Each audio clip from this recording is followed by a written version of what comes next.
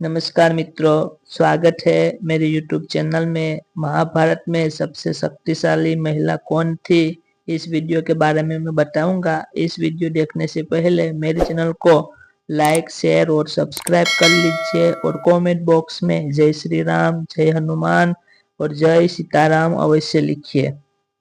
महाभारत में सबसे शक्तिशाली महिला कौन थी?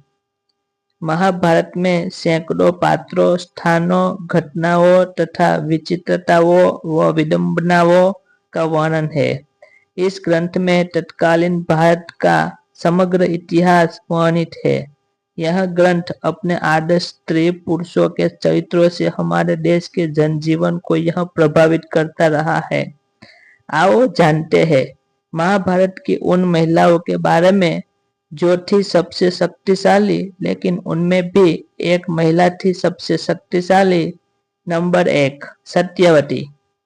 गंगा के बाद राजा शांतनु की दूसरी पत्नी सत्यवती थी। सत्यवती के शरीर से मछली की ही गंध आती रहती थी। कहते हैं कि सत्यवती ही एक प्रमुख कारण थी जिसके चलते हस्तिनापुर की गद्दी से कुरुवंश नष्ट हो गया। सत्यवती को पराशर मुनि से कुंवारी बने रहने का वरदान मिला था। वेदव्यास उन्हीं के पुत्र थे। सत्यवती के संपूर्ण राज्य पर पकड़ थी और भीष्म पितामह भी उन्हीं के आदेश का पालन करते थे। नंबर 2, गांधारी। गांधारी की आंखों में अद्भुत शक्ति थी। गांधारी ने ही अपनी शक्ति के बल पर दुर्योधन के अंग को वज्र के समान बना दिया था, लेकिन श्री कृष्ण की चतुराई के कारण चलते उसकी जनता वैसी ही रह गई थी, क्योंकि श्री कृष्ण ने कहा था कि माँ के समक्ष नग्न अवस्था में जाना पाप है। गांधारी मानती थी कि श्री कृष्ण के कारण ही महाभारत का युद्ध हुआ और उन्हीं के कारण मेरे सारे पुत्र मारे गए। तभी तो गांधारी ने भगवान श्री कृष्ण को उनके कुल का नाश होने का श्राप दिया था। सत्यवती के बाद हस्तिनापुर में गांधारी की ही चलती थी। खास बात यह कि उन्होंने 100 पुत्रों को जन्म दिया था। द्रौपदी के बाद गांधारी को सबसे शक्तिशाली महिला माना जाता है। नंबर 3, कुंती।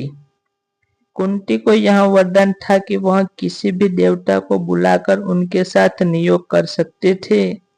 इस विद्या को उसने माद्री को भी सिखा दिया था, जिसके चलते माद्री को नकुल और सहदेव नामक 2 पुत्र मिले और कुंती के पुत्र कर्ण, युधिष्ठिर, अर्जुन और भीम थे।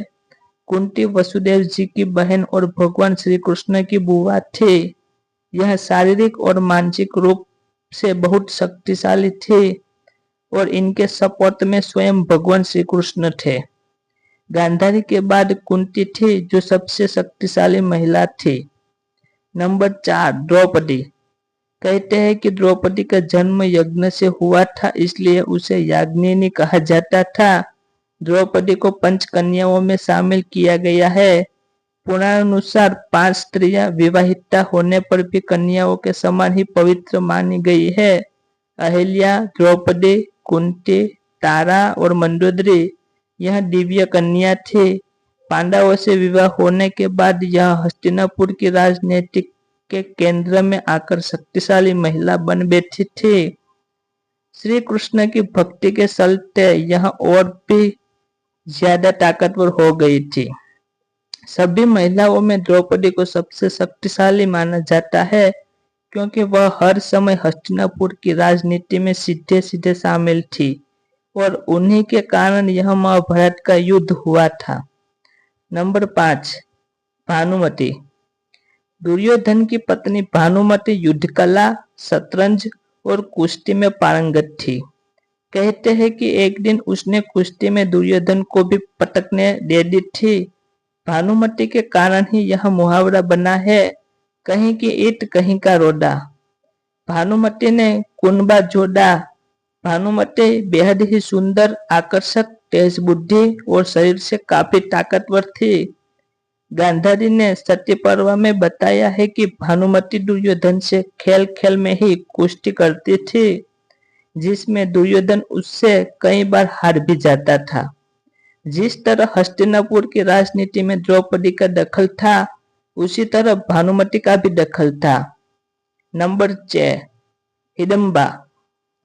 राक्षस जाति के हिडम्बा को पांडुपुत्र भीम से प्रेम हो गया था। उसने अपनी माया से सुंदर शरीर धरकर भीम से विवाह किया और बाद में वह अपने असली रूप में आ गई। हिडिंबा और भीम का पुत्र घटोत्कच था। घटोत्कच का पुत्र बर्बरिक था। बर्बरिक को वर्तमान में बाबा खाटू श्याम के नाम से जानते हैं। द्रौपदी के शाप के कारण ही महाभारत के युद्ध में घटोत्कच कर्ण के हाथों मारा गया था। नंबर 7, उलूपी। अर्जुन की पत्नी उलूपी भी मायावी शक्ति से संपन्न महिला थी। कहते हैं कि उलूपी जल परी थे। उन्होंने अर्जुन को जल में हानि रहित रहने का वरदान दिया था। इसके अलावा उसी ने चित्रगंधा और अर्जुन के पुत्र वपुर्वाहन को युद्ध की शिक्षा दी थी। महाभारत युद्ध में अपने गुरु भीष्म पितामह को मारने के बाद ब्रह्मपुत्र से शापित होने के बाद उलूपी ने ही अर्जुन को शाप मुक्त भी किया था। एक अन्य युद्ध में अपने पुत्र के हाथों मारे जाने पर उलूपी ने ही अर्जुन को पुनर्जीवित भी कर दिया था। नंबर 8, सुभद्रा। सुभद्रा तो श्री कृष्ण की बहन थी, जिसने श्री कृष्ण के मित्र अर्जुन से विवाह किया था। जबकि बलराम चाहते थे कि सुभद्रा का विवाह कौरव कुल में हो। बलराम के हठ के चलते ही तो कृष्ण ने सुभद्रा का अर्जुन के हाथों हरण करवा दिया था। बाद में द्वारका में सुभद्रा के साथ अर्जुन का विवाह विधि पूर्वक संपन्न हुआ। विवाह के बाद वे 1 वर्ष तक द्वारका में रहे और शेष समय पुष्कर क्षेत्र में व्यतीत किया। 12 वर्ष पूरे होने पर वे सुभद्रा के साथ इंद्रप्रस्थ लौट आए। सुभद्रा अभिमन्यु की माता थे। बाद में उन्हें योगमाया के नाम से भी जाना गया। नंबर 9, वृषाली। कर्ण की 2 पत्नियां थी। दोनों ही बहुत सुंदर थे। अंग देश के राजा कर्ण की पहली पत्नी का नाम वृषाली था। वृषाली से उसको वृक्षसेन, सुसेन, वृक्षकेत नामक 3 पुत्र मिले। वृक्षाली दुर्योधन के रथ के सारथी सत्यसेन की बहन थी। कहते हैं कि वृषाली ने कर्ण की मृत्यु के बाद उनकी सीता पर ही समाधि ले ली थी। वह बहुत चरित्रवान और पवित्रता थी। वृक्षाली हस्तिनापुर के हर राज को जानती थी। वृषाली के बारे में मान्यता है कि उसने द्रौपदी को सलाह दी थी कि तुम महल छोड़कर अपने पिता या भाई के यहाँ चली जाओ, लेकिन द्रौपदी ने उसकी सलाह नहीं मानी। कुछ दिन बाद ही द्रौपदी का शिरहरण हो गया। इसकी जैसे मेरे नेक्स्ट रसप्रद वीडियो देखने के लिए मेरे चैनल को लाइक, शेयर और सब्सक्राइब कर लीजिए और कमेंट बॉक्स में जय श्री राम अवश्य लिखिए।